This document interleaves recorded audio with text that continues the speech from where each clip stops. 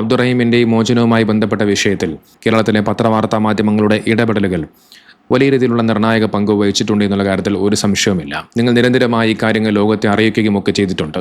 അബ്ദുറഹീം തിരിച്ച് നാട്ടിലേക്ക് വന്നതിന് ശേഷം അബ്ദുറഹീമിൻ്റെ കാര്യങ്ങൾ നിങ്ങൾ ചോദിച്ചറിയുകയും ആ വിഷ്വൽസുകൾ നിങ്ങൾ പകർത്തുകയും ഒക്കെ ചെയ്തിട്ടുണ്ട്. ഇനി ഒരു സഹായം കൂടി നിങ്ങൾ ചെയ്യേണ്ടതുണ്ട്. ദയവ് ചെയ്ത് ആ ചെറുപ്പക്കാരനെ ഇനി വെറുതെ വിടുക. വർഷങ്ങൾക്ക് ശേഷം തിരിച്ച് നാട്ടിലേക്ക് എത്തുന്ന ആ മകനും ഉമ്മയ്ക്കും കുടുംബക്കാർക്കുമൊക്കെ ഒരുപാട് കാര്യങ്ങൾ പറയാനുണ്ട്.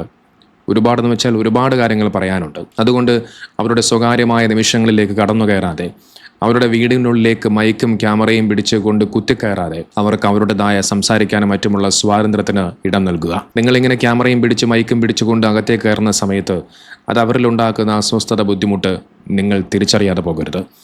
ഇതോടൊപ്പം അബ്ദുറഹീമിനോടുകൂടി ഒരു കാര്യം പറയാം. താങ്കൾ 20 വർഷക്കാലമായി സൗദി ജയിലിൽ കഴിഞ്ഞു.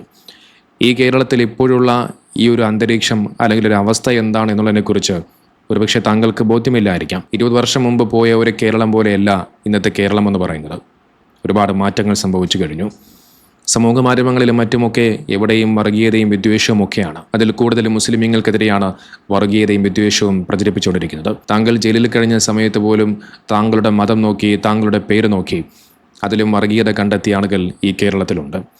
അതുകൊണ്ട് ദയവ് ചെയ്ത് നിങ്ങൾ അനാവശ്യമായി കൊണ്ടുള്ള പത്രവാർത്താ മാധ്യമങ്ങൾക്കും മറ്റു ഓൺലൈൻ മാധ്യമങ്ങൾക്കും ഇൻ്റർവ്യൂകൾ കൊടുക്കാതെ താങ്കളുടെ കുടുംബവുമായി സന്തോഷമായി ജീവിക്കാൻ ശ്രമിക്കുക. നിങ്ങൾ കൊടുക്കുന്ന ഒരു അഭിമുഖത്തിൽ അവിടെ എവിടെയെങ്കിലും ഒരു പാളിച്ച സംഭവിച്ചാൽ, അറിയാതെ ഒരു കാര്യം പറഞ്ഞു പോയാൽ, അതിനെ വലിയ രീതിയിൽ വിഷയമാക്കാനും ചർച്ച ചെയ്യാനും അതിനെ വലിയ രീതിയിൽ വളച്ചൊടിച്ച് മറ്റൊരു തരത്തിലേക്ക് ആക്കി മാറ്റാനും ആളുകൾ ഇവിടെ കാത്തിരിക്കുന്നുണ്ട്. അതുകൊണ്ട് തന്നെ പ്രിയപ്പെട്ട അബ്ദുറഹീം എന്ന് പറയുന്ന സഹോദരനോട് താങ്കൾ സന്തോഷത്തോടുകൂടി, സ്നേഹത്തോടുകൂടി, സമാധാനത്തോടുകൂടി ജീവിക്കാൻ ശ്രമിക്കുക. ഏതായാലും ആ സഹോദരൻ്റെ ജീവിതത്തിൽ ഇനിയെല്ലാം നല്ലതായി വരട്ടെ. കാരണം അത്രത്തോളം ആ സഹോദരൻ പ്രയാസം അനുഭവിച്ചിട്ടുണ്ട്. ആ പ്രയാസങ്ങൾക്കും ബുദ്ധിമുട്ടുകൾക്കും പകരമെന്നോണം ഇനിയുള്ള ദിവസങ്ങൾ സന്തോഷത്തിൻ്റെയും ആനന്ദത്തിൻ്റെയും ഐശ്വര്യത്തിൻ്റെയും ദിനങ്ങളായി മാറട്ടെ.